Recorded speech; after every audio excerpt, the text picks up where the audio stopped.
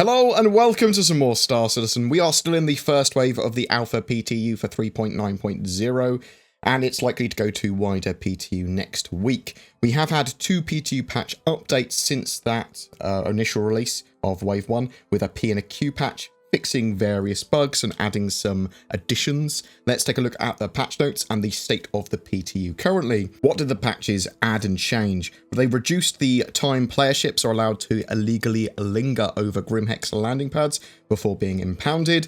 They've lowered the amount your character twitches while impacted by fire in combat. They've updated mining consumables to have ship manufacturer branding. Balance pass has been done on prison or deposit merit rewards and on distributions of minables inside prison caves. They've added Vanguard nose guns to the wreck rental inventories for Arena Commander.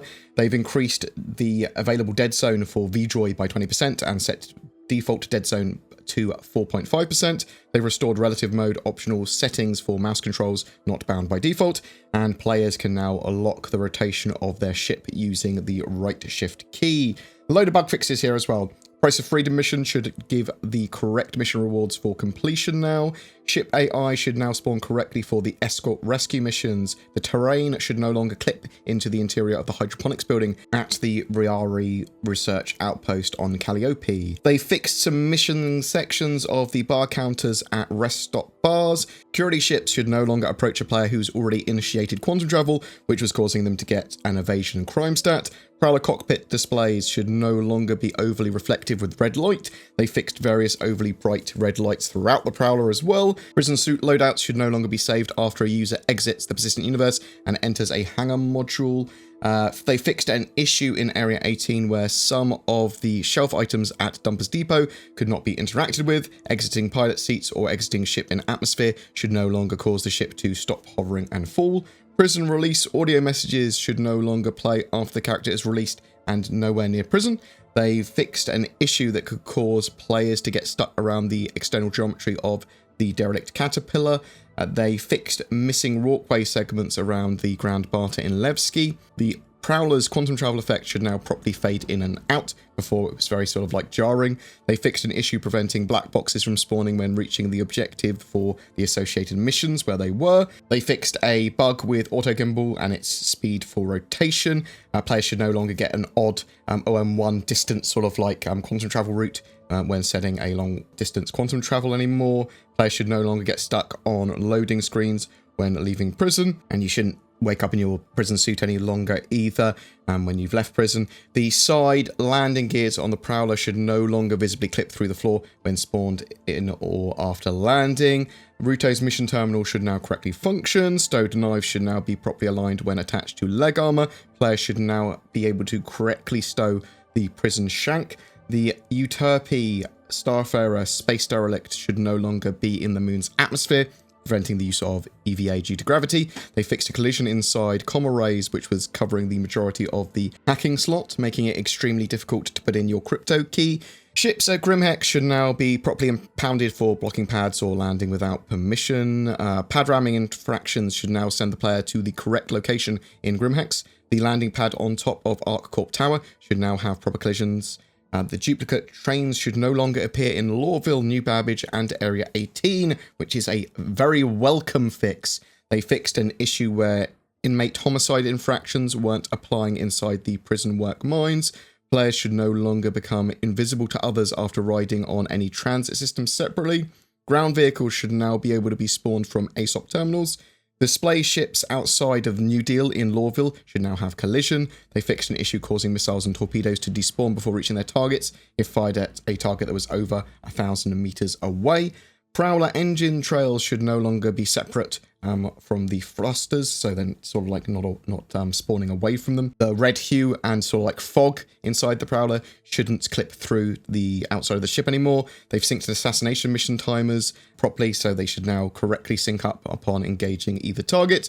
Players' ships should no longer be locked as read-only in the Vehicle Manager app. Player rewards should no longer be multiple small Alpha UEC rewards when completing the Arlington bounty missions. They fixed Carrack maneuvering thruster VFX continuing to play after the engines were off.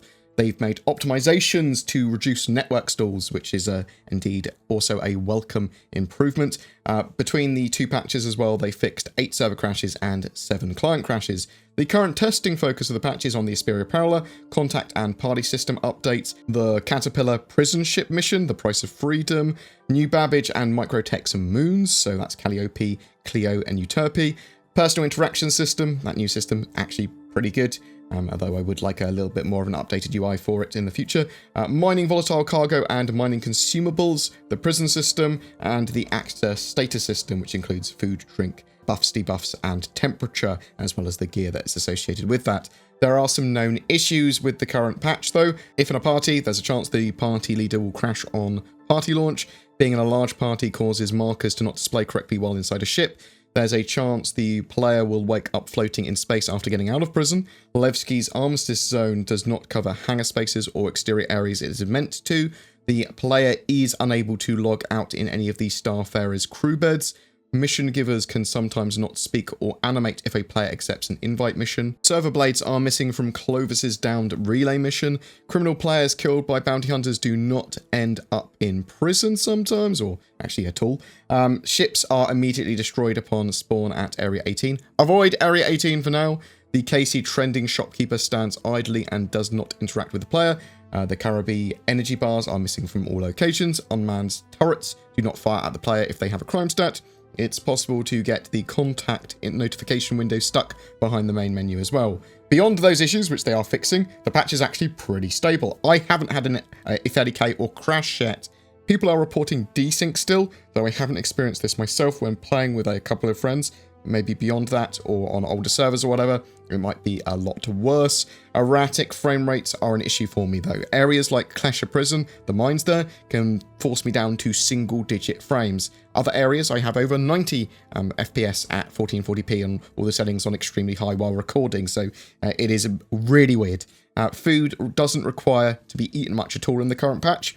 You might be having to have a sip of water every few hours or so, though, and it's going to be dependent on other stuff. So if you've had a burrito, for example, and you've got the dehydrated effect, that will actually increase your need to drink water significantly more. So bear that in mind. If you're running around a hot planet doing lots of stamina-y things, you're going to be needing to drink more often. But they're not particularly invasive as mechanics. You just do it when you go back to repair, refuel, or rearm your ship. You would have a eat or a drink, or you went when you go to sell your stuff that you've been collecting, or whatever.